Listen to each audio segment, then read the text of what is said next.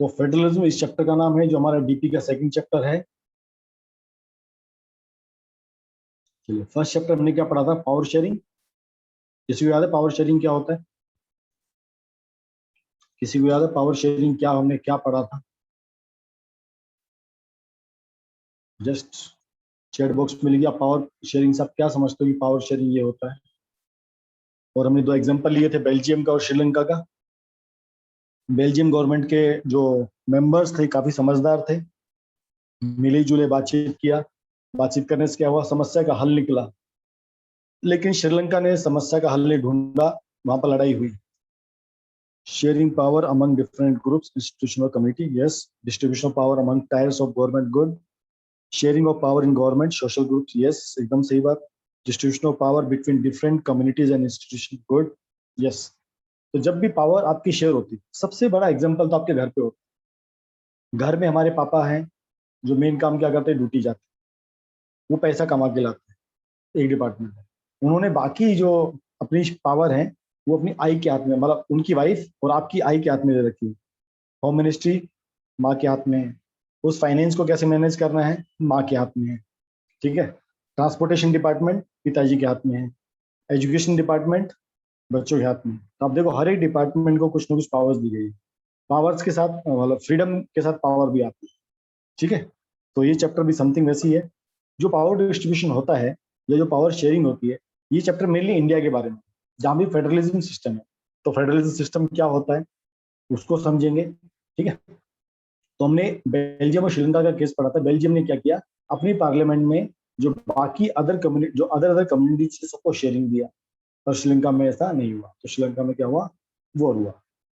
अब हम इंडिया में जानते हैं, इंडिया में तीन तरह के मिनिस्ट्री काम करती है। एक आपका सेंट्रल गवर्नमेंट होता है, एक आपका स्टेट गवर्नमेंट होता है, और एक आपका लोकल गवर्नमेंट होता है। क्योंकि इंडिया एक बहुत बड़ा कंट्री है, डाइवर्सिटी बहुत ज्यादा है। अगर हम स्टेट लेवल पे देखेंगे, डाइवर्सिफिकेशन है। लैंग्वेज बेस पे देखेंगे, डाइवर्सिफिकेशन है। क्लास कास्ट बेस पे देखेंगे, डाइवर्सिफिकेशन है। रिलीजन बेस पे देखेंगे, डाइवर्सिफिकेशन है। कल्चरल बेस पे देखेंगे, डाइवर्सिफिकेशन है। तो इतना बड़ा इंडियन जैसे कंट्री में इतना बड़ा डाइवर्सिफिकेशन है। अब उसको समझने के लिए, उसको कंट्रोल करने के लिए, उसको सही ढंग से चलाने के लिए केवल एक सेंट्रल गवर्नमेंट चलाना चाहे, इम्पॉसिबल है। अकेले स्टेट गवर्नमेंट कहीं मैं चला लूँ, इम्पॉसिबल है। इसलिए जब ये सब मिलजुल के चलाते हैं तभी ये देश अच्छा चल रहा है, ठीक है। इसलिए इस देश में, हमारे देश में क्या होता है, तीन तरह की गवर्नमेंट काम करती है, सेंट्रल लेवल पे, स्टेट लेवल पे और लोकल लेवल। अब थोड़ा फेडरलिज्म को समझ लो, ठीक है। ओके, तो ये आपका उसी का एग्जांपल दिया, बेल्जियम और उसका श्रीलंका का। हम यहाँ से आगे चलते हैं। तो federalism is system of government in which power is divided between central authority in various, ठीक है। आप देखो, जैसे सेंट्रल गवर्नमेंट है, सेंट्रल गवर्नमेंट के पास कुछ डिपार्टमेंट्स, वो उसमें काम करती है। कुछ डिपार्टमेंट्स, कुछ सर्विसेज स्टेट गवर्नमेंट हैंडल करती है। और कुछ चीजें, जो आपको सिंपल लॉजिक बताता हूँ। आप जैसे अभी हम पुणे की बात करते हैं, पुणे में आप लोग कुछ डिगी में रहते, कुछ गणेश नगर में, कुछ विश्रामवाड़ी या कुछ खड़की इलाके में रहते हैं। अगर आपके घर के सामने एक सड़क है, एकदम आपके घर के सामने, आप तो सड़क बनाएंगे नहीं, नहीं। आप चाहेंगे देश का प्राइम मिनिस्टर आके देखे वो सड़क मेरे घर के पास की बनी, क्या नहीं देखेंगे। आपका चीफ मिनिस्टर, आप सोचेंगे मेरे घर का चीफ मिनिस्टर, हमारे मतलब स्टेट का जो ट्रांसपोर्ट मिनिस्टर है, वो मेरे घर की सड़क देखेगा, नहीं देखेगा। अब देखो, सड़क तो चाहिए, पानी भी चाहिए, आपको बेसिक नेसेसिटी चाहिए। तो आपका देश का प्राइम मिनिस्टर या कैबिनेट मिनिस्टर या स्टेट मिनिस्टर या स्टेट जो कैबिनेट मिनिस्टर, वो आके घर की सड़क में देख सकता है। ये जस्ट एक छोटा सा एग्जाम्पल है कि सड़क आपकी टूट गई है, कौन बनाएगा। इसलिए जो लोकल बॉडी गवर्नमेंट होती है, उनको एस्टेब्लिश करने की बहुत ज्यादा नीड पड़ती है। गांव में उसको पंचायती राज कहते हैं, और शहर में उसको म्युनिसिपल कॉर्पोरेशन कहते हैं। जैसे आपके पुणे में दो कॉर्पोरेशन है, एक पीएमसी है, दूसरा पीसीएमसी है।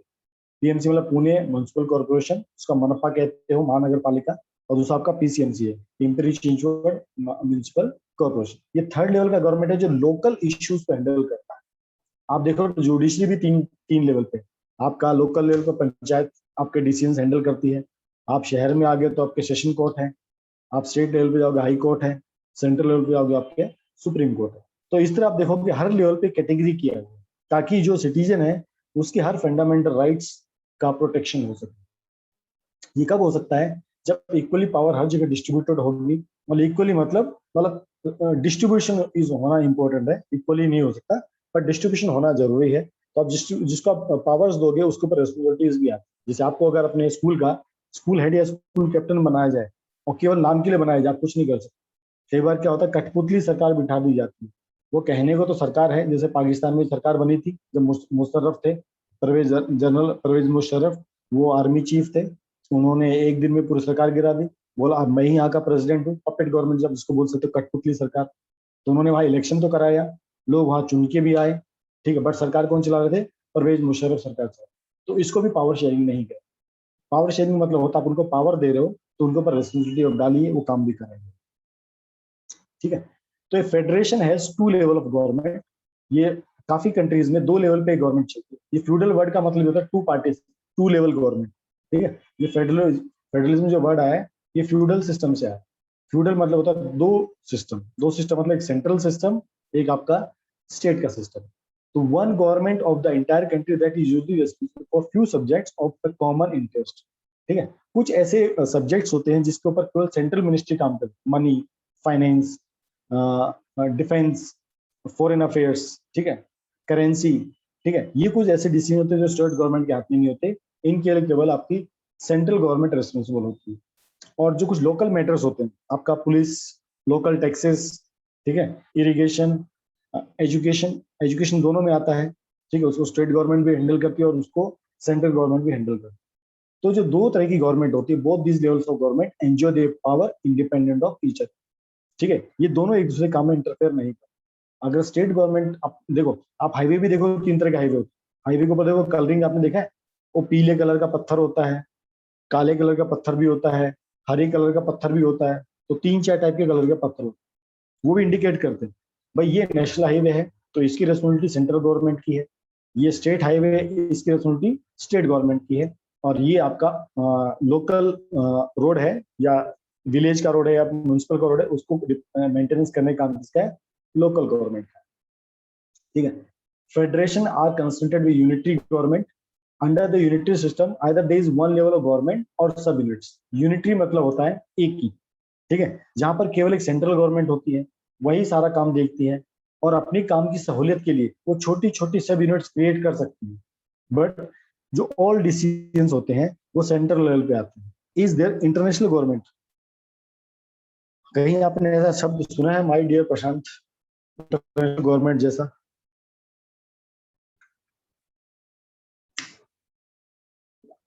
आप उसको गवर्नमेंट नहीं कह सकते, आप इसको ऑर्गेनाइजेशन कह सकते। जो आपका डब्ल्यू है, world health organisation, WHO, WTO, ये इंटरनेशनल ऑर्गेनाइजेशन है जो कई देशों के साथ मिलकर काम करते हैं। ये फोर्सफुली काम नहीं करते, ये मिलजुल के काम करते हैं। जहां पर हम काम करने की बात, ठीक है, yes, UNO, United Nation organisation, तो ये सबके साथ मिलजुल के काम करते हैं। जैसे अभी बीमारी फैल रही है कोरोना, तो सब मिलजुल के काम कर रहे हैं, टीका वहां भी बनने की कोशिश चल रहा है, रिसर्च चल रही है, सब कुछ चल रहा है, पर ये आपकी राजनीति में इंटरफेयर नहीं करता। अभी जैसे इसराइल ने गाजा पट्टी पे हमला किया था, इसराइल ने किसके ऊपर हमला किया था? यरूशलेम के ऊपर, ठीक है। तो अब तो UN समझा सकता है भाई झगड़ा मत करो, गलत होता है, समझा सकता है, प्रेशर डाल सकता है, सेंक्शन लगवा सकता है, बट उनके इसमें इंटरफेयर ज्यादा नहीं करता। तो ही कैन एडवाइस, वो कंसल्टेंसी दे सकता है, आपका लोन रोक देगा, आपको रिस्ट्रिक्शन लगा देगा, ही कर सकता है, पर आपको काम करने से मना नहीं करता। राजनीति, देश के अंदर चुनाव कैसे होगा वो आपका प्ले होता है। तो यहाँ पर जो पावर शेयरिंग की बात हो रही है, ये हम गवर्नमेंट्स के अंदर बात कर रहे हैं। तो बाहर का देश आके नहीं बोलेगा हमने पाकिस्तान के ऊपर अटैक किया। अगर समझो इंडिया आज की डेट में पाकिस्तान के ऊपर अटैक भी कर देता मान लीजिए, ठीक है, अब कोई आके बोल नहीं सकता कि तुमने क्यों अटैक किया, मतलब सैंक्शंस लगा सकते हैं, भाई तुमने किया, उसके अगेंस्ट में एक्शन ले सकते हैं, ठीक है। अभी जो उरी वाला स्ट्राइक हुआ था, इसलिए हुआ था, तो किसने कुछ कहा नहीं, कहा पाकिस्तान तो बोला हुआ ही नहीं, अच्छी बात नहीं हुआ, तो ऐसा होता है। तो यूनिटी सिस्टम क्या होता है? यूनिटी गवर्नमेंट, जहां पर एक ही सेंट्रल गवर्नमेंट होती है, वही सारे रोल प्ले करती है और छोटे छोटे सभी को क्रिएट करती है। The central government can pass order to the local government, but federal system में क्या होता है? Central government can not order state government to do something. ये फेडरल सिस्टम की खासियत है। सेंट्रल गवर्नमेंट के अपने काम है, स्टेट गवर्नमेंट के अपने काम है, दोनों एक दूसरे काम में इंटरफेयर नहीं करते, दे कैन कंसल्ट, याद रखना, मिलजुल के काम कर सकते हैं। जैसे आप एजुकेशन पॉलिसी है, अगर एजुकेशन पॉलिसी बनी कहाँ? नीचे से बनती है। सबसे पहले जो सेंट्रल गवर्नमेंट क्या बोलती है या स्टेट गवर्नमेंट, ये दोनों क्या कहते हैं? वो क्या बोलते हैं, सजेशन दे सकते हैं। जैसे स्टेट गवर्नमेंट सोचती है यार एजुकेशन कुछ अच्छा होना चाहिए, ठीक है, सेंट्रल गवर्नमेंट भी सोचती है यार एजुकेशन कुछ अच्छा होना चाहिए, तो क्या होगा, अब सेंट्रल गवर्नमेंट ऊपर से कमेटी बनाएगी और कमेटी सब स्टेट गवर्नमेंट के एजुकेशन मिनिस्टर को मैसेज देगी, भाई हम ऐसी सी पॉलिसी पर काम करना चाहते हैं, आप हमारे साथ दीजिए, अब आप आगे काम कीजिए। अब स्टेट गवर्नमेंट, हर स्टेट गवर्नमेंट क्या करेगी, अपने अपने इलाके में जो उसके कॉर्पोरेशन है, पंचायती है, जितने भी स्कूल पूरे स्टेट में होंगे डिस्ट्रिक्ट वाइज, वो सबको इन्फॉर्मेशन देगी, भाई गवर्नमेंट ऐसा सोच रही है, आप हमें विचार दीजिए। अब हर एक स्कूल क्या करेगा, उसके टीचर्स क्या करेंगे, अपने अपने थॉट प्रोसेस में डालना स्टार्ट करेंगे। अब वो थॉट प्रोसेस वहां से आएंगे, फिर स्टेट गवर्नमेंट, सारी स्टेट गवर्नमेंट मिलती है मतलब उनके एजुकेशन मिनिस्टर अपने अपने ड्राफ्ट रेडी करते हैं और वो कहाँ भेजते हैं, सेंट्रल गवर्नमेंट के पास। सेंट्रल गवर्नमेंट मतलब वो जो कमेटी बनाई गई है, अब सेंट्रल गवर्नमेंट की कमेटी उसको पढ़ती है, उसको डिस्कशन करती है, चर्चा चलती रहती है और एक ड्राफ्ट रेडी करते हैं। भाई इन सब लोगों ने ऐसा कहा है, एक ड्राफ्ट रेडी होता है बहुत सारे पन्नों का। अब ये ड्राफ्ट वापिस जाता है स्टेट गवर्नमेंट के पास, ये स्टेट गवर्नमेंट वापिस उसको स्कूल से भेजती है, भाई स्कूल वाले वापस पढ़ेंगे, फिर उसमें कुछ करेक्शन है, मॉडिफिकेशन, फिर वापस स्टेट सेंट्रल, फिर वहां पर चेंजेस होते हैं, फिर आगे भेजा जाता है। ये भेजा आना जाना चलता है। ये कब हो पाता है, जब हम दोनों गवर्नमेंट को इक्वल इंपॉर्टेंस देते हैं। तो यहाँ पर सेंट्रल गवर्नमेंट देखो फोर्स नहीं दे रही, ऑर्डर नहीं कर रही, वो कंसल्ट करके काम करना चाहती है। तो इस तरह का सिस्टम काफी हेल्दी होता है काम करना, ठीक है। State government has power of its own which is not answerable to central government. हाँ, अगर बहुत ज्यादा दंगा फसाद हो जाए, जैसे जो पुलिस होती है वो स्टेट गवर्नमेंट के अंडर आती है, पर अगर किसी डिस्ट्रिक्ट में कंडीशन बहुत ज्यादा खराब हो जाए और स्टेट गवर्नमेंट कहे भाई हमारी पुलिस इसको हैंडल नहीं कर पा रही है, अब हमें हेल्प कीजिए, तब देखो वहां पर मिलिट्री पहुंच जाती है। तो जब तक स्टेट गवर्नमेंट हेल्प नहीं मांगती तब तक सेंट्रल गवर्नमेंट इंटरफेयर नहीं करती, ठीक है।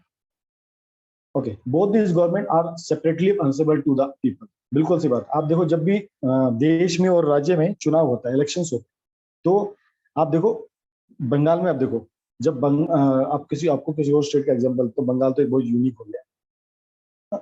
एक जब लोकसभा का चुनाव होता है तो जो जनता होती है एक पार्टी को चुनती है, भाई जो देश के लिए कार्य करता है। लेकिन वही पार्टी, आप राजस्थान, हाँ आपको राजस्थान का एग्जांपल देते हैं। राजस्थान में जब चुनाव हुआ तो लोकसभा का, तो उसको वहां कुछ 20 या 25 लोकसभा सीटें, मैं फुल फिगर एग्जैक्ट फिगर मेरे को याद नहीं है, बट 20 से 25 वहां पर लोकसभा सीटें। तो जो लोकसभा का चुनाव हुआ था अभी रिसेंटली, आई थिंक 2019 में, तो वहां से लगभग सारी सीटें जीत के आई थी बीजेपी गवर्नमेंट। लेकिन अब उसी जगह पे जब विधानसभा का चुनाव हुआ, जब चीफ मिनिस्टर चुनने की बारी आई, तो देखो वहां पर भाजपा हार गई। तो देखो पब्लिक वही थी, वोट दोनों में पब्लिक ने किया था, लेकिन दोनों के इश्यूज अलग थे। सेंट्रल गवर्नमेंट में लोग ने मोदी जी को प्रेफरेंस दिया, लेकिन जब स्टेट लेवल पे काम करने की बारी आई, पब्लिक ने कांग्रेस पार्टी को वेटेज दिया, ठीक है। उसी तरह जब लोकल बॉडीज के चुनाव होते हैं, म्यूनिसिपल कॉर्पोरेशन के चुनाव, तो वहां पर किसी जगह कांग्रेस ज्यादा जीतती है, किसी जगह बीजेपी जीतती, तो ये रेशो वेरी कर जाता है। इसका मतलब ये हुआ, जो मैटर्स होते हैं लोकल लेवल पे, जो मैटर होते हैं वो अलग होते हैं, स्टेट लेवल के मैटर अलग होते हैं और सेंट्रल गवर्नमेंट के मैटर अलग होते हैं। ये फेडरलिज्म की खासियत है। तो there are two or more levels of government, different types of government govern the same system. जैसे मैं हूँ या आप हो, अगर आप अपनी पहचान बताओगे, आप सबसे पहले क्या बताओगे, मैं डिगी या विश्रांतवाड़ी में रहता हूँ। हमारी फर्स्ट पहचान किससे जुड़ती है, हमारी पंचायती राज या म्यूनिसिपल कॉर्पोरेशन से जुड़ती है। सेकंड, फिर मेरी पहचान मेरे जिले से होती है, हम पुणे जिले के हैं। फिर हमारी पहचान महाराष्ट्र से होती है, फिर हमारी पहचान इंडिया से होती है। हम सिटीजन तो सेम है, बट हमारे ऊपर तीनों का अधिकार है ना। तो different tyres of government govern the same citizen, but each tier has their own jurisdiction in matter of legislation, taxation, administration. जैसे टैक्सेशन में मैं कुछ टैक्स स्टेट गवर्नमेंट को पे करूंगा, कुछ टैक्स सेंट्रल गवर्नमेंट को। जैसे हम जो जीएसटी भरते हैं, तो जीएसटी में 50% स्टेट गवर्नमेंट को जाता है, 50% सेंट्रल गवर्नमेंट को जाता है। इसका मतलब दोनों का मेरे ऊपर जुडिक्शन है। लेजिस्लेशन, अगर मेरे को कोई दिक्कत है, कानून में कोई समस्या आई, मैं पहले सेशन कोर्ट जाऊंगा, हाई कोर्ट जाऊंगा और फिर मैं सुप्रीम कोर्ट भी जा सकता हूँ। अब वो मेरा मैटर मेरे पड़ोसी से हो सकता है, यस, तो मैं सेशन कोर्ट जाऊंगा। मेरा मुद्दा स्टेट गवर्नमेंट से, भाई स्टेट गवर्नमेंट ये ढंग से काम नहीं कर रही, मुझे उससे आपत्ति है, मैं स्टेट गवर्नमेंट के अगेंस्ट केस फाइल कर सकता हूँ, तो मुझे हाई कोर्ट जाना पड़ेगा। और मुझे सेंट्रल गवर्नमेंट से कोई समस्या है, तो मैं सेंट्रल गवर्नमेंट के अगेंस्ट में केस डाल सकता हूँ। इसका मतलब मैं तीनों लेवल पे। Sir, can you brief the topics that you said to me before my call were drop. आप मेरे को बताइए कौन सा टॉपिक आपको नहीं समझा, क्योंकि मैं काफी सारी चीज आपको बता चुका हूँ। संस्कृति, क्या आपको नहीं समझा, क्या आपने मिस किया फ्रॉम पॉइंट टू? हम आपको भी बता रहा हूँ डिफरेंट टाइप्स ऑफ गवर्नमेंट, कि मैं सेम सिटीजन हूँ, मेरे पर हर एक का अधिकार है, स्टेट गवर्नमेंट का भी है, लोकल गवर्नमेंट का भी और सेंट्रल गवर्नमेंट का भी, और सब अपने अपने एरिया में काम करते हैं। एडमिनिस्ट्रेशन का काम जैसे देखो, ठीक है, आधार कार्ड बनवाना, पैन कार्ड, आधार कार्ड हमारा अभी सेंट्रल गवर्नमेंट के अंडर आता है, पर कहाँ पर एग्जीक्यूट होता है? आपकी लोकल बॉडी पे आपका होता है, ठीक है। आपका पैन कार्ड आपका नेशनल लेवल पे बनता है, वोटर आईडी आपका स्टेट गवर्नमेंट बनाती है, पर सेंट्रली कनेक्ट होता है सेंट्रल गवर्नमेंट से। तो मैं व्यक्ति सेम हूँ, मेरा पैन कार्ड बनेगा, मेरा आधार कार्ड बनेगा, मेरा वोटर आईडी बनेगा। वोटर आईडी में मैं यहाँ का लोकल रेजिडेंट दिखाया जाऊंगा, भाई मैं अपना वोट इसी जगह दे सकता हूँ। अगर मैं किसी और जगह चला गया तो मुझे अपना वोटर आईडी चेंज करना पड़ेगा। बाकी आपका पैन कार्ड, जो पैन कार्ड होता है, पैन कार्ड आपका इंडिया भर में कहीं भी चलेगा, तो इसको सेंट्रल गवर्नमेंट हैंडल करती है। तो उसी तरह सेम सिटीजन होते हैं, बट वो different different area of jurisdiction के अंडर में, तीनों के लिए अलग अलग सेक्शन में उनको अलग अलग काम होता है। अंडरस्टूड संस्कृति? सबको यहाँ क्लियर है? यहाँ तक सबको क्लियर जो पढ़ा है अभी तक?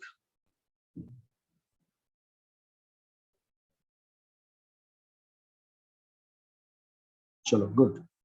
हाँ, local government has any power, yes, local government की बच्चा पावर है, अभी हम धीरे धीरे पढ़ेंगे उसको, ठीक है। आगे, the jurisdiction of the respective level, और ये सब इंपॉर्टेंट पॉइंट है, इसलिए आपको पॉइंट टू पॉइंट पढ़ा रहा हूँ। बाकी जो थ्योरी पार्ट है उसको तो हम पास भी ले सकते हैं, पर ये पॉइंट एक एक समझाने जरूरी है। The jurisdiction of respective levels of terror government are specified in the constitution, ये बहुत क्लियरिटी लिखी। सेंट्रल गवर्नमेंट का इंटरफेयर कहाँ तक कर सकता है, स्टेट गवर्नमेंट किस सेगमेंट में काम करेगा, और लोकल गवर्नमेंट किस लेवल पे काम करेगी, ये सब कॉन्स्टिट्यूशन में लिखा है। जैसे आप लोग 9th क्लास में चीज पढ़ी थी, अगर कोई सरकार चुन के आती है, वो मनमर्जी ढंग से काम नहीं करती, वो अकॉर्डिंग टू कॉन्स्टिट्यूशन ही करती। तो ऐसी स्टेट गवर्नमेंट के लिए कॉन्स्टिट्यूशन में लिखा है भाई वो कहाँ तक क्या क्या काम कर सकती है, तो ये सब अंडर कॉन्स्टिट्यूशन के अंडर ये सब काम करता है। Fourth, the fundamental provision of the constitution can not be unitarily change one level government, एकदम सही बात है। हमारे कॉन्स्टिट्यूशन में लिखा है, अगर सेंट्रल गवर्नमेंट चाहे तो स्टेट गवर्नमेंट को कोई काम करने के लिए फोर्स नहीं कर सकती, या उसको बहुत पूरा नहीं बदल सकती है, उसकी सरकार नहीं गिरा सकती। ऐसी स्टेट गवर्नमेंट चाहे कि वो सेंट्रल गवर्नमेंट के किसी भी डिसीजन को मना कर दे, ऐसा पॉसिबल नहीं होता। अगर समझो जो जो एरिया सेंट्रल गवर्नमेंट का है और उसने इम्प्लीमेंट किया, तो स्टेट गवर्नमेंट उसको मना नहीं कर सकती। ये भी है, जैसे नोटबंदी हुई, तो नोटबंदी ऐसा नहीं हो कि प्राइम मिनिस्टर ने बोला तो जो महाराष्ट्र गवर्नमेंट बोले भाई हम नोटबंदी नहीं करेंगे, नहीं, वो उसका अधिकार नहीं, अधिकार क्षेत्र में नहीं आता, ठीक है। दूसरा, अभी कृषि कानून है, ये सेंट्रल गवर्नमेंट लेके आई है, ठीक है, अब इसमें सभी स्टेट ने इक्वली कंट्रीब्यूट किया। अब हर स्टेट क्या कर सकता है, इसको अपने अकॉर्डिंगली मॉडिफाई कर सकता है, ये है प्रोविजन, ठीक है। तो अगर हम कोई फंडामेंटली, अगर हम कॉन्स्टिट्यूशन में कोई भी चेंज करना चाहें, ठीक है, यहाँ क्या लिखा है, the fundamentally provision of the constitution can not be unitarily change. But central government अगर चाहे कॉन्स्टिट्यूशन को चेंज करे, पॉसिबल नहीं है। अगर स्टेट गवर्नमेंट चाहे, पॉसिबल नहीं है। हाँ, दोनों मिलजुल के, अगर दोनों मिलजुल के चाहें तो दोनों मिलजुल के उन पर्टिकुलर प्रोविजंस को कॉन्स्टिट्यूशन के चेंज कर सकते हैं। Next, court has power to interrupt the constitution and powers of different. अब देखो इंडिया का सिस्टम एक बड़ा अमेजिंग है, अगर नेता काम नहीं करता कोर्ट में जा सकते हो, ठीक है। अगर कोर्ट अपना फैसला सही ढंग से नहीं सुना सकती, तो आप उसके अगेंस्ट में, ये नेता लोग उसके लिए पार्लियामेंट में खड़े होते। तो ये बैलेंस सिस्टम है कि कोई व्यक्ति एक दूसरे को मतलब कंट्रोल नहीं कर सकता। अगर नेता ज्यादा हीरो बनने की कोशिश करेगा, उसको सुप्रीम कोर्ट टाइट कर सकता है, और मान लो सुप्रीम कोर्ट ही कोई गलत डिसीजन ले ले, तो ये पूरे जो मेंबर्स होंगे, अगर पूरी पार्लियामेंट को लगता है भाई सुप्रीम कोर्ट ने कोई गलत लॉ बनाया है, ठीक है, तो वो क्या कर सकती है, एक असेंबली बुला के पूरा इकट्ठे होके उसकी अगेंस्ट में मोशन ला सकती है, भाई ये सुप्रीम कोर्ट ऑर्डर नलीफाइड हम कर सकते हैं। और ऐसा हुआ भी पुराने समय, सुप्रीम को कई ऑर्डर हमने वो भी मतलब नल कर दिए गए मिनिस्ट्री के द्वारा। तो ये बैलेंस है ताकि कोई एक दूसरे को एम्पावर ना कर सके। Sir, why are the farmer laws being opposed? Arya बेटा, इसलिए फार्मर लॉ अपोज हो रहे क्योंकि एक तो फार्मर बिल को नहीं पढ़ पा रहे। हाँ, एक दो मिस्टेक हैं, जैसे फार्मर्स चाहते हैं भाई उनको हर फसल का फिक्स प्राइस हो, कि भाई उनकी फसल है वो हर जगह सेम मिले। आपको मैं बताता हूँ, जैसे अभी राइस, राइस का जो प्रोडक्शन होता है, राइस से व्हीट का, मैं जस्ट एक मेरे को फसल याद नहीं है, राइस से व्हीट का जब बिहार में पर क्विंटल बिकता है, तो उसका कुछ इनको 100 kg मिलता है कुछ 1600 रुपीज के आसपास, मतलब रफली 11 रुपए के आसपास। वही अगर हरियाणा पंजाब में जो बिकता है, वो बिकता है 2500-2600 रुपए के आसपास। ठीक है, अब क्वालिटी में कितना भी फर्क हो, राइस की क्वालिटी में कितना ही फर्क हो, डबल डिफरेंस तो नहीं होना चाहिए। तो ये क्या चाह रहे हैं भाई, अगर जो रेट है वो ऑल ओवर इंडिया सेम हो जाए ताकि किसान की हालत सुधरे। तो कुछ जगह वो सही भी है, तो सेंट्रल गवर्नमेंट कह रही है आप आइए और बातचीत कीजिए, लेकिन ओपोजिशन वाले क्या कह रहे हैं, मतलब जो किसान लोग अड़के बैठे हैं, भाई तुम कैंसिल करो, हमको कुछ नहीं है, हम जैसे चल रहे हैं अच्छा है। अब उसमें क्या प्रोविजन है, जो अब देखो जब किसान अपनी फसल बेचता है वो मंडी लेके जाता है। अब मंडी में अपना वो जब बेचना चाहेगा तो क्या होता है कि गवर्नमेंट के रेट मिलने में उसको 1-2 दिन का टाइम लगता है। जैसे एक साथ कई सारे किसान अपना अनाज लेके पहुंच जाए, अब हर एक की परचेजिंग सेम डे पे नहीं हो सकती है, उनको 1-2 दिन डिले हो सकता है। अब वो किसान, नॉर्मली किसान की मेंटेलिटी कैसे होती है, मैं नॉर्मली बताता हूँ। भाई आज अगर मैं फसल अपनी खेत से लेके जा रहा हूँ तो मैं इसको आज ही बेच के आऊंगा, कल इसको वापस घर नहीं लाऊंगा, नॉर्मली मेंटेलिटी होती है। अब गवर्नमेंट कहती है भाई उसमें एक दिन में टाइम नहीं मिलता, आपको अपनी रिसिप्ट अपनी बारी बारी से आपको आना चाहिए, अगर आप बारी बारी से नहीं होगा तो कोइज हो जाएगा, ठीक है। अब क्या होता है, अब वो फसल जल्दी बेचने के चक्कर में क्या करता है, वहां जो बीच में मीडिएटर होते हैं वो अपनी फसल उसको बेच देता है। अब जिसको बेचता है तो उसको कम पैसा मिलता है। मीडिएटर क्या करते हैं, जो फसल 2500 रुपए की थी उससे 2000 में खरीदता है, और वही चीज वो 2500 में किसको बेचता है, गवर्नमेंट को बेचता है। तो गवर्नमेंट ये बीच का जो सिस्टम इसको हटाना चाहती है। अब इसमें क्या है, अब जो ये बीच वाले लोग हैं मीडिएटर्स, इन्होंने स्टेट गवर्नमेंट को अच्छा खासा पैसा खिला दिया कि भाई तो हमारी ब्याह पे करो। आप देखो पूरा प्रॉब्लम कहाँ स्टार्ट हुआ है, पंजाब से स्टार्ट हुआ, धीरे धीरे ये हरियाणा तक फैला, लेकिन वहां तक ही फैल गया, क्यों, देखो सबसे ज्यादा पैसा उन्हीं को मिलता है। तो ये सिर्फ पॉलिटिकल गेम है बच्चे, अगर, क्योंकि जितने भी अब आपको तो जितने लॉज बने हैं, जो हम फार्मर लॉ की बात करें ना, ये ये कोई भी लॉ बनता है, ये याद रखो केवल सेंट्रल गवर्नमेंट हर लॉ नहीं बना सकती, स्टेट गवर्नमेंट का इन्वॉल्वमेंट होती होती। जब ये लॉ बने थे ना, हर स्टेट गवर्नमेंट से पूछा गया था, जितनी भी लोकल लेवल पे जितनी भी किसान कमिटीज होती है ये सबसे पूछा गया था, सबकी रिकमेंडेशन ली गई थी, फिर ये कानून बना। तो इसमें बहुत सारे प्रोविजन किसानों के लिए बहुत अच्छे हैं, लेकिन क्या हो रहा है, केवल राजनीति हो रही है। अगर सही में देखो देश की जो मिनिस्ट्री है आज के डेट में, जो सेंट्रल मिनिस्टर है, इसको हैंडल करने में क्यों नहीं उत्साह दिखा रही, क्यों इसलिए उत्साह नहीं दिखा रही है, क्योंकि जो सामने वाले लोग बैठे हैं ना विरोध करने के लिए, उनका मंशा उसको सुलझाने का है ही नहीं, वो मुद्दा केवल राजनीति से प्रेरित। अगर वो किसानों की बात करते, अब तक तकरीबन 15-16 मीटिंग हो चुकी है। आप खुद देखो, अगर आप स्कूल में कोई इशू होता है, आपकी प्रिंसिपल मैम कोई भी आपका मीटिंग कॉल करते हैं, 1, 2 या 3 मीटिंग में देखो सब इशू सॉल्व हो जाते हैं, अगर आप सॉल्व करना चाहो तो। और नहीं सॉल्व करना चाहो तो साले साल सालों साल आप बैठे रहो, आप मुद्दा सॉल्व नहीं करते। बस यही समस्या, यही डेडलॉक आ रहा है, समझे बच्चा।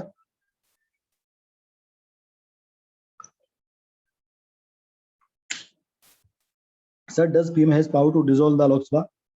यस, पीएम लोकसभा को डिसॉल्व कर सकते हैं, क्योंकि पीएम जो होता है वो पूरा अथॉरिटी होता है। अगर पीएम इस्तीफा दे देते हैं तो पूरी कैबिनेट मिनिस्ट्री का ऑटोमेटिकली इस्तीफा हो जाता है, क्योंकि पीएम चूजन होता है, पीएम का चुनाव नहीं होता।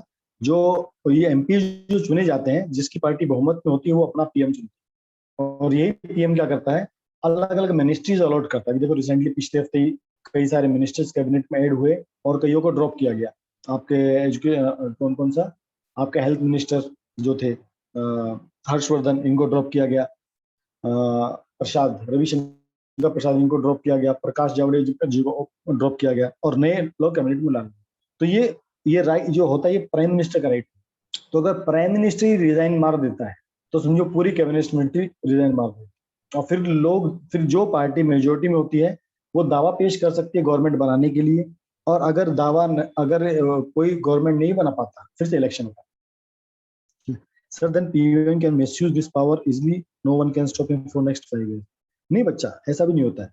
अब इसमें क्या होता है, देखो अगर कोई पीएम अपनी मनमानी करने लग जाए कि मैं अपने ढंग से चलूंगा, अपने ढंग से करूंगा, तो क्या होता है, जो एमपी होते हैं, देखो ये अगर एक पार्टी है, ठीक है, समझो अभी इंडिया की बात करें, अपने अराउंड 545 सीट्स, तो बीजेपी ने 300 सीट जीती है, 300 प्लस सीट जीते हैं, इसका मतलब मेजोरिटी में, ठीक है। अब उसको किसी और पार्टी की जरूरत नहीं।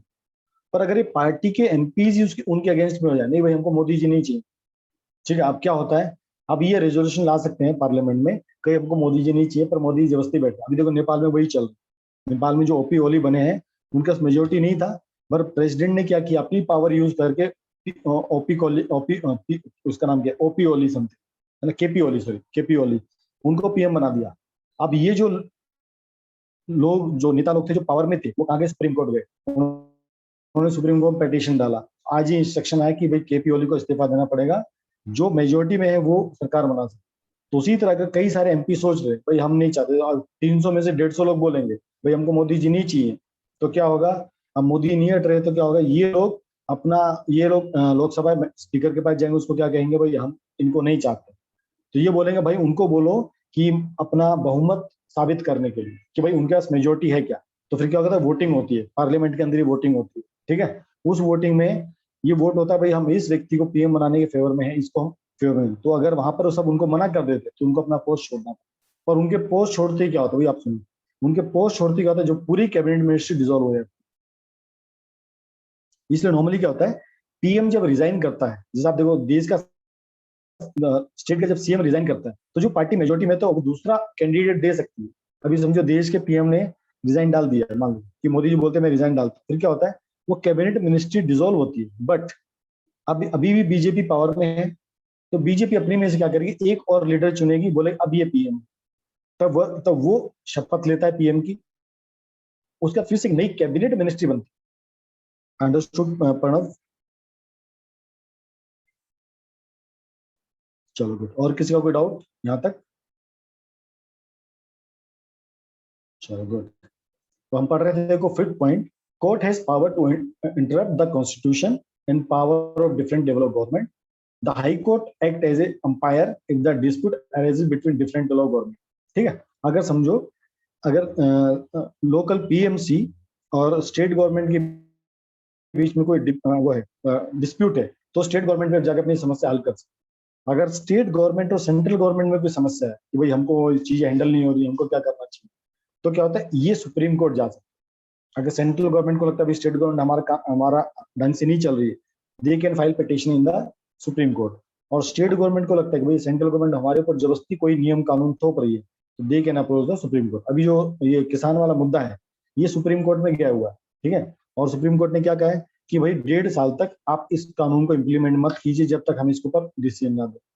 फिर भी देखो किसान लोग बैठे नहीं, हमको रद्द करवाने, तो मुद्दा तो अब सुप्रीम कोर्ट जा चुका है। अब उसमें सेंट्रल गवर्नमेंट भी कुछ नहीं कर सकती। हाँ, अगर ये दोनों समझौता कर लें, अपनी बातों पर सहमत हो जाएं, तो फिर काम हो जाता है। 6, source of revenue for each level of the government has clearly specified. भाई देखो काम करने के लिए पैसा चाहिए, स्टेट गवर्नमेंट को, लोकल गवर्नमेंट को, सेंट्रल गवर्नमेंट, तो इनके बारे में क्लियर क्लियर लिखा गया कौन कहां से कैसे कैसे टैक्सेस कलेक्ट करेगा, इसका डिस्ट्रीब्यूशन कैसे कैसा होगा। और कोई पॉइंट है? 7 पॉइंट, ये देखो सारे आपके पॉइंट्स हैं इसके लिए, फेडरलिज्म के लिए सेंट्रल और स्टेट गवर्नमेंट कैसे काम करते हैं। तो ये सातों पॉइंट आपको याद रखना, दीज आर की फीचर्स, ये एग्जाम में आता रहेगा। स्टेट आर की फीचर्स ऑफ द फेडरलिज्म, ये सब उसके की features. 7th point is the federal system has a dual objective to safeguard and promote unity of the country, also to accommodate regional diversity। है ना, आपको मैंने पहले बताया कि इंडिया जैसे कंट्री में डाइवर्सिटी दबा के है, फिर भी सब लोगों को इकट्ठा रखना है, सबको प्यार से रखना है, सबकी जितना हो सके सारी नीड पूरी करनी है, उनकी जो भी एक्सपेक्टेशन है वो सब पूरी कर। तो ये कब हो सकता है, जब दोनों, चाहे सेंट्रल गवर्नमेंट हो चाहे स्टेट गवर्नमेंट हो, जब मिलजुल के काम करती है। ये कब हो सकता है, जब government at different level should agree to come some rules of power sharing. उन दोनों के बीच में ट्रस्ट होना चाहिए। जैसे आज की डेट में आप देखो ममता बनर्जी और पीएम में कोई ट्रस्ट है ना, तो इससे क्या होता है कि उससे मतलब क्या समाज में माहौल खराब होता है। अब सेंट्रल गवर्नमेंट कोई चीज इंप्लीमेंट करना चाहेगी, अब वो इंप्लीमेंट करने देंगे, ऑन पेपर तो दिखेगा इंप्लीमेंट हुआ है, but on actual ground implementation होगा। नुकसान एक्चुअल में सिर्फ जनता का होता है। इसलिए स्टेट और सेंट्रल गवर्नमेंट में अच्छा ट्रस्ट होना बहुत जरूरी है। So this system can work ideal जब म्यूचुअल ट्रस्ट होता है and agreement to live together, कि भाई साथ रहेंगे, मिलजुल कर रहेंगे, खुशी से रहेंगे, कोई दिक्कत आएगी आपस में सुलझा लेंगे। चलो गुड, ओके। अब इसके बाद आता आपका 2 तरह की फेडरेशन होती हैं। अगर हम फेडरलिज्म की बात करते हैं तो 2 तरह के फेडरलिज्म होते हैं। एक होता है कमिंग टुगेदर फेडरलिज्म, दूसरा होता है होल्डिंग टुगेदर फेडरलिज्म। ये दोनों होते कैसे हैं, जैसे यूएस और ऑस्ट्रेलिया में आप देखो कैसा है, the state, independent state coming together on their own to form a bigger unit. अब देखो इंडिया और यूएस में एक डिफरेंस है, वहां पर जो सारे स्टेट थे सब इंडिपेंडेंट थे। उसी यूएसए को हम क्या बोलते हैं, यूनाइटेड स्टेट्स ऑफ अमेरिका। ये सब स्टेट इंडिपेंडेंट है, इनका इंडिपेंडेंट काम चलता है, बट ये इकट्ठे हुए, ठीक है, by pulling sovereignty and remaining identity. उन सबकी आइडेंटिटी अपनी सेम है। पर अगर देखो, अगर एक एक इंडिपेंडेंट स्टेट अगर अपना डिफेंस बजट बनाएगा, अगर हर एक स्टेट इंडिपेंडेंट है, उसको अपना खुद का पुलिस चाहिए, खुद की डिफेंस चाहिए, खुद का आर्मी चाहिए, खुद का नेवी चाहिए। अब इन सबके क्या बॉर्डर आपस में कनेक्टेड थे, तो उन्होंने सबने आपस में क्या एग्रीमेंट किया, भाई हम एक बड़ा यूनिट बन के रहते हैं, हमारी डिफेंस मिनिस्ट्री एक रहेगी जो पूरे इस बड़े एरिया को कैटर करेगी, ठीक है। तो वो सब इकट्ठे हुए और एक सिंगल स्टेट बन गए। इसको कहते हैं कमिंग टुगेदर। अपनी मर्जी से कुछ स्टेट इकट्ठे हुए, और क्यों, ताकि वो अपनी सिक्योरिटी इंक्रीज कर सके। इस टाइप का फेडरलिज्म को कहते हैं कमिंग टुगेदर। ये यूएस और ऑस्ट्रेलिया और स्विट्जरलैंड जैसे कंट्रीज में है, ठीक है। दूसरा आपका होता है होल्डिंग टुगेदर। जैसे इंडिया, स्पेन, बेल्जियम, यहाँ पर कैसा है, ऑलरेडी स्टेट था, ऑलरेडी इंडिया था। उन्होंने क्या किया, सबको डिवाइड किया, किस बेस पे, लैंग्वेज बेस पे और रीजन बेस पे, डिफरेंट डिफरेंट स्टेट्स बनाए, और क्या किया, उनको होल्ड टुगेदर कर रहे, है ना। कंट्री तो एक ही था, ये कंट्री पहले एक था, उसको हमने अलग अलग स्टेट्स में डिवाइड कर दी। क्यों, ताकि ताकि आपका क्या होता है, ताकि हम इसको बेटर रन कर पाए। वहां पर फर्स्ट इंपॉर्टेंट क्या था, सिक्योरिटी। अगर आप देखते हो वहां पर क्या है, सिक्योरिटी। मतलब जो आर्मी है ना बच्चा, वो उतने बड़े लेवल पे नहीं, अगर आप देखोगे इतने बड़े लेवल पे नहीं है। अगर समझो यूएस के किसी एक स्टेट पे अटैक आया, तो केवल वो स्टेट अपना प्रोटेक्शन नहीं करता।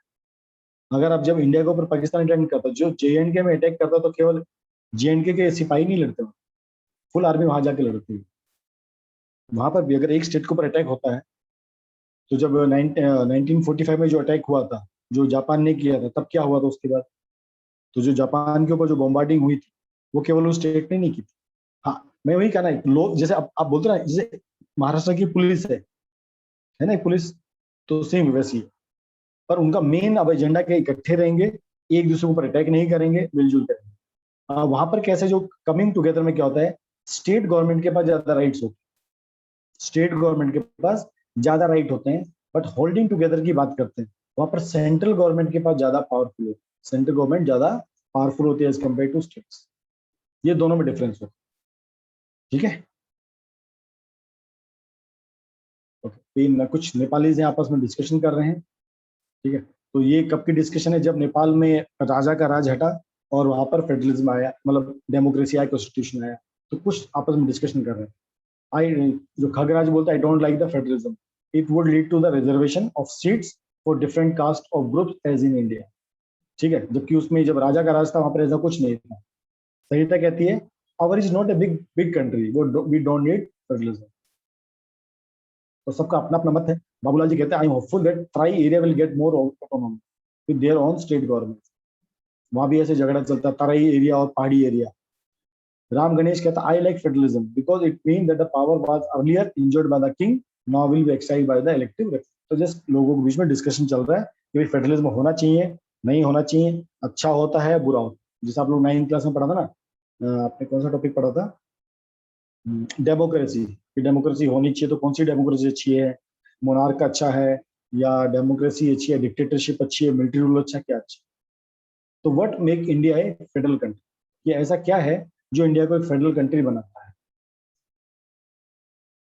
ओके, तो यहाँ पर आपका वही बेल्जियम, श्रीलंका है, इसमें डिटेल में नहीं है। कॉन्स्टिट्यूशन हैज एमर्ज, जब इंडिया आजाद हो तो कॉन्स्टिट्यूशन आया, ये उसमें सब वही लिखा है। अलग अलग प्रिंसली स्टेट थे, वो धीरे धीरे इंडिया के बनते चले गए। इंडिया के जो कॉन्स्टिट्यूशन, वहाँ पर क्या लिखा है, यूनियंस ऑफ स्टेट, ठीक है। यूनियंस ऑफ स्टेट, कई सारे स्टेट मिलकर हमारा इंडिया बना है। मतलब हम इंडिया थे, अब उनको एज ए, मतलब इंडिया पहले कंट्री है, ठीक है, बाद में हमने स्टेट्स को क्या किया है, अच्छी तरह चलाने के लिए उनको एज ए स्टेट में डिवाइड किया है, ठीक है। अब पहले देखो, सौराष्ट्र होता था, बड़ौदा होते थे, ये पहले पहले छोटे छोटे राज्य हुआ करते थे। तो इन सबको मर्ज करके गुजरात बना, ठीक है। तो ऐसे होता चला। आगे चलते हैं, इसमें मेन इंपॉर्टेंट क्या है, यस, यूनियन लिस्ट पे आते हैं पहले। कि जब हम सेंट्रल मिनिस्ट्री की बात करते हैं, वहां पर आपका यूनियन लिस्ट का मतलब होता है ऐसी कौन से काम होते हैं सेंट्रल गवर्नमेंट हैंडल करती है, ठीक है। तो जो मैटर आपके डिफेंस रिलेटेड है, कंट्री का defence, foreign affairs, banking, communication, currency, ये डिपार्टमेंट आपका किसके अंदर आता है? Central government. इसमें स्टेट गवर्नमेंट कभी भी इंटरफेयर नहीं कर सकता। जो पॉलिसी बनी है कॉन्स्टिट्यूशन के अकॉर्डिंगली बनी है, और इसको यूनियन गवर्नमेंट ही अकेले लॉ बना सकती है, इसमें स्टेट गवर्नमेंट का कोई रोल नहीं होता। कुछ चीजें स्टेट गवर्नमेंट के पास में, जैसे police, trade, commerce, agriculture, irrigation, इसमें अगर कुछ भी नया कानून बनाना है, ये स्टेट गवर्नमेंट अकेले बना सकती है, इसको सेंट्रल गवर्नमेंट की हेल्प नहीं चाहिए। एक ऐसी लिस्ट होती है जहां पर ये दोनों मिलजुल के काम करते हैं, यूनियन गवर्नमेंट भी और स्टेट गवर्नमेंट भी। कौन कौन से? Education, forest, trade union, marriage, adoption, succession. ठीक है, तो ये दोनों कानून बनाते हैं। अगर कुछ कंफ्लिक्ट होता है, अगर दोनों कानूनों में कोई कंफ्लिक्ट होता है, तो किसकी मानी जाएगी? यूनियन गवर्नमेंट की इसमें मानी जाएगी। और हाँ, इसमें स्टेट गवर्नमेंट केस फाइल कर सकता है, सुप्रीम कोर्ट तक जा सकता है। ठीक है, ऐसा। ओके, और इसमें क्या है आगे? अब इसके अलावा भी, इसके अलावा बहुत सारे ऐसे चीजें बच जाती है, क्योंकि जब कॉन्स्टिट्यूशन लिखा गया तब कंप्यूटर नहीं था, आईटी नहीं था, तो एक लिस्ट और बनती है जिसको कहते हैं रेसिड्यूरी सब्जेक्ट्स। ये अभी भी सेंट्रल गवर्नमेंट के अंडर का है। ठीक है, ये फोर्थ लिस्ट है। Sir, taxes are also in concurrent list or not? देखो बच्चा, पहले कई तरह के टैक्सेस होते, पहले कई तरह के टैक्सेस होते थे। अभी अगर आप जीएसटी देखोगे तो ये सेंट्रल गवर्नमेंट के अंडर में है, बट इसको, इसका शेयरिंग स्टेट गवर्नमेंट को मिलता ही मिलता है। अभी जो भी जीएसटी की जब मीटिंग होती है ना, तो वो कमेटी जो होती है उसमें हर एक स्टेट गवर्नमेंट के रिप्रेजेंटेटिव होते हैं, लेकिन जो फाइनल डिसीजन होता है वो सेंट्रल गवर्नमेंट ही लेती है कि जीएसटी में क्या चेंज होगा, कौन सी चीजें कौन से ब्रैकेट में जाएंगी, 5% की ब्रैकेट में कौन आएगा, 10% की ब्रैकेट में कौन आएगा। ठीक है, पहले क्या होता था, जैसे आपका हाउस टैक्स होता है, अब हाउस टैक्स जो होता है ये आपका म्युनिसिपल गवर्नमेंट के अंडर में आता है, तो टैक्सेस के ऊपर डिपेंड करता है। आपका जो पेट्रोल और डीजल के ऊपर जो टैक्स लगता है, इसमें कुछ पार्ट सेंट्रल गवर्नमेंट का होता है, कुछ पार्ट इसमें स्टेट गवर्नमेंट का भी होता है। तो ये टैक्सेस भी क्या होता है, लोकल लेवल पे भी होते हैं, स्टेट गवर्नमेंट, स्टेट लेवल पे भी होते हैं, सेंट्रल गवर्नमेंट लेवल। ठीक है प्रणव? पर आप जो मैसेज भेजते हो ना, आप उसको एवरीवन कर दो, ताकि बच्चों को आपका क्वेश्चन पता लगे, क्योंकि आपका मैसेज से मुझे दिखाई देता है। आप एवरीवन उसको कर सकते हो। ठीक है,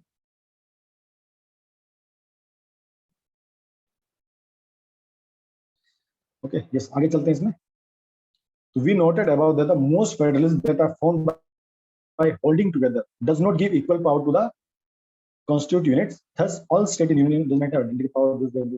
ठीक, यहाँ पर ये लिखा है कि जितने भी अभी तक होल्डिंग टुगेदर वाले फेडरेशंस आए, इन सब में देखा गया है कि जो सेंट्रल गवर्नमेंट होता है स्टेट गवर्नमेंट को ज्यादा पावर नहीं देता। ये था, ये ठीक, ये तकरीबन 50 साल तक था। ठीक है, अब ये, लेकिन बाद में धीरे धीरे चीजें बदली। अब इंडिया में चेंज कैसे, आपको चेंज बताता हूँ। जब इंडिया आजाद हुआ तो देखो, एक मेजर पार्टी थी कांग्रेस पार्टी। ठीक है, तो अब सेंट्रल गवर्नमेंट में कौन है? कांग्रेस। स्टेट गवर्नमेंट में कौन था? कांग्रेस। ठीक है, तो इनके बीच में तो यहाँ पर क्या हुआ कि सेंट्रल यहाँ पर मेन भूमिका में था, और स्टेट यहाँ पर मेन भूमिका में नहीं था। मतलब इतना रोल ज्यादा स्टेट का नहीं था, सेंट्रल गवर्नमेंट ही हर काम हैंडल कर लेती थी। लेकिन जैसे जैसे राजनीति राजनीति बदलती गई, 1970-75 के आसपास कई सारी पार्टीज आती गई, जनसंघ आया, समाजवादी पार्टी आई, कई सारी पार्टी आती। ठीक है, ये 70 से 90s के बीच में। अभी तक जो चुनाव होता था 1984 तक, केवल कांग्रेस जीता करती थी। उसका ट्रेंड चेंज हुआ, अब कांग्रेस हर जगह से नहीं जीत पाती थी। अब जो लोकल पार्टीज थी वो भी चुनाव जीतने लग गई। तो अगर अब गवर्नमेंट बनानी तो क्या, उनके साथ कोलिजन करना पड़ता, उनके साथ मिलजुल के काम करना पड़ता। जब मिलजुल के काम करने की बात आती थी, अब सेंट्रल गवर्नमेंट हर काम में स्टेट में इंटरफेयर नहीं कर सकता था। अब सेंट्रल गवर्नमेंट भी क्या मिलजुली सरकार थी। अब क्या हुआ कि अब सेंट्रल गवर्नमेंट हर जगह इंटरफेयर नहीं कर सकता है, तो उन्होंने क्या किया, स्टेट को फ्रीडम देना स्टार्ट। ठीक है, अब क्या हुआ, अब जो सेंट्रल गवर्नमेंट जो सेंट्रली अकेला स्ट्रॉन्ग था, अब स्टेट गवर्नमेंट भी धीरे धीरे स्ट्रॉन्ग होती चली। और अभी आप देखो पिछले 20-25 साल से लगभग हर जगह, अगर आप जैसे बंगाल का चुनाव ले लो, तो टीएमसी लोकल पार्टी जो बंगाल में चुनाव लड़ती है। ठीक है, तो वो काफी हद तक अपनी स्टेट गवर्नमेंट के काम एक्टिवली करती है, वो सेंट्रल गवर्नमेंट को भाव नहीं देती। आप उड़ीसा के, वहां पर कोई दूसरी पार्टी चुनाव नहीं जीत पाती। और आप बिहार में ले लो, बिहार में जनता दल यूनाइटेड, आरजेडी, कभी इसकी गवर्नमेंट आती, कभी ऐसे कांग्रेस की गवर्नमेंट नहीं आती, बीजेपी की ऐसी गवर्नमेंट नहीं आती, फुल पावर में नहीं आती। ठीक है, और आपके ऐसे कई सारे एग्जाम्पल, आप साउथ में चले जाओ, साउथ में तो केरला में किसी और पार्टी का ही वो रहता है, वहां ना कांग्रेस आती ना बीजेपी आती है, वहां तो ये अपना कम्युनिस्ट पार्टीज का राज है। ठीक है। तमिलनाडु में अन्ना जो द्रुमुक एआईएडीएमके का राज था, अभी डीएमके चुनी गई है। तो देखो समय के साथ क्या हुआ, रीजनल पार्टी स्ट्रांग होती चली गई। तो जैसे जैसे रीजनल पार्टी स्ट्रांग होती चलेगी, उससे क्या हुआ कि रीजनल पार्टी ने स्टेट के लिए पावर्स डिमांड करना स्टार्ट। डिमांड तो मतलब पावर तो पहले भी थी, पर उस टाइम सेंट्रल गवर्नमेंट उसको इतना भाव नहीं देती, क्योंकि पता था जो जैसे मिनिस्टर, अगर स्टेट में मेरा ही मिनिस्टर है तो मिनिस्टर को बोलता भाई तू ये काम मत कर, मैं काम करूँ, ऐसा होता था पहले। पर अब धीरे धीरे चीजें बदल रही। कुछ स्टेट्स को स्पेशल प्रोविजन दिए गए, जैसे जेएंडके को स्पेशल प्रोविजन था, उनका खुद का कॉन्स्टिट्यूशन होता था, पर आर्टिकल 370 का तो चला गया। अभी भी जो नॉर्थ इंडिया कुछ स्टेट्स है, मणिपुर है, कुछ ऐसे स्टेट्स, उनको भी, नागालैंड है, उनको स्पेशल अभी भी प्रोविजन है। ठीक है, अभी भी उनका है। वहां भी अभी कुछ डिस्प्यूट्स है किसी चीजों में, तो वहां अभी भी डिस्प्यूट्स है। ठीक है जी। ओके, इसके अलावा सेंट्रल और स्टेट के अलावा कुछ और जगह भी हैं, जैसे आपकी यूटीज हैं, चंडीगढ़, लक्षद्वीप है, जैसे आपकी 7 यूटीज थी, दिल्ली है। ठीक है, ये सब यूनियन टेरिटरी में आती है, ये सब भी सेंट्रल गवर्नमेंट हैंडल करती है।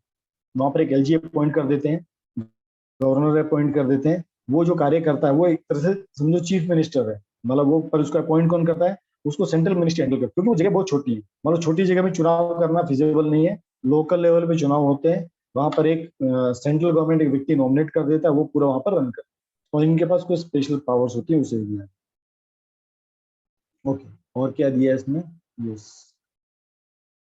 हाँ सेम है। It is not easy to make changes to the power sharing, parliament can not change their arrangement, they have to first resolution. वही सेम चीज कि आपको कोई भी अगर कुछ चेंज करना कॉन्स्टिट्यूशन में, आपको पार्लियामेंट में 2/3 बहुमत होना चाहिए, तभी आपको चेंज कर सकते।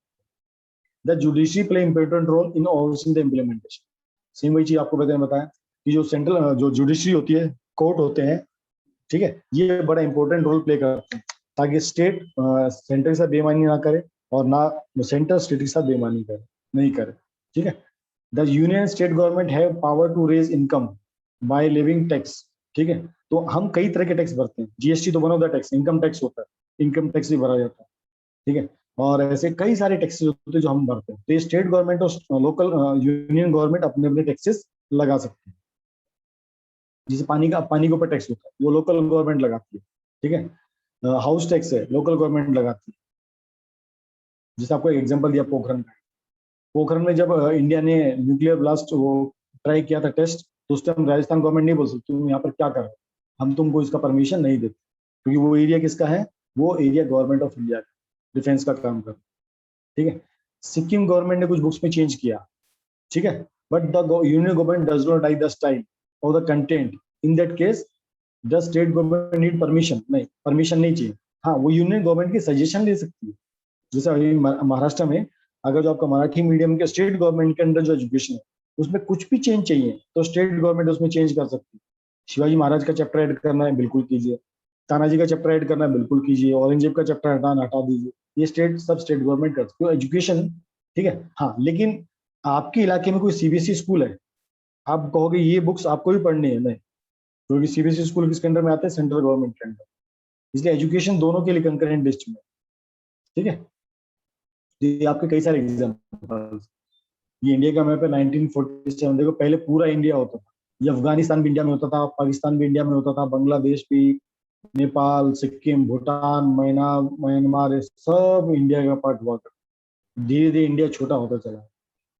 चाइना, श्रीलंका भी अपना ही देखा जाए तो, पहले इसका नाम था शेवलोन, है ना, श्रीलंका का नाम, सब इंडिया था। ये अलग अलग प्रोविंसेस थे, नागपुर प्रोविंसेस, बॉम्बे प्रोविंसेस, पूना प्रोविंसी, हैदराबाद, ये अपना ही इलाका था सब पूरा। ईरान, इराक भी इंडिया में थे, पता है, पूरा हिंदुस्तान कहलाता था। 1950 के बाद ये सब टूटते चले गए। Okay sir, without demand of legislation can court change the constitution? नहीं, कोर्ट अकेला कुछ नहीं कर सकता, सबको मिलजुल के काम करना है। कॉन्स्टिट्यूशन में अगर कोई भी चेंज चाहिए, उसमें पार्लियामेंट की सहमति होनी बहुत जरूरी है। कोर्ट अपने हिसाब से उसमें चेंज नहीं कर सकता।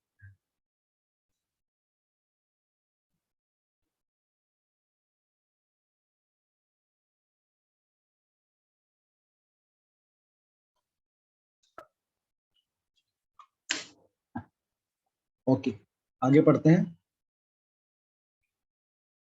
चलो, कितना बाकी टॉपिक?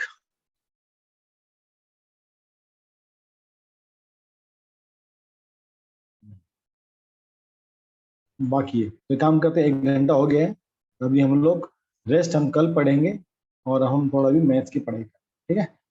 तो टॉपिक काफी बाकी है, तो आज के टॉपिक को यहीं पर विराम दिया जाता है।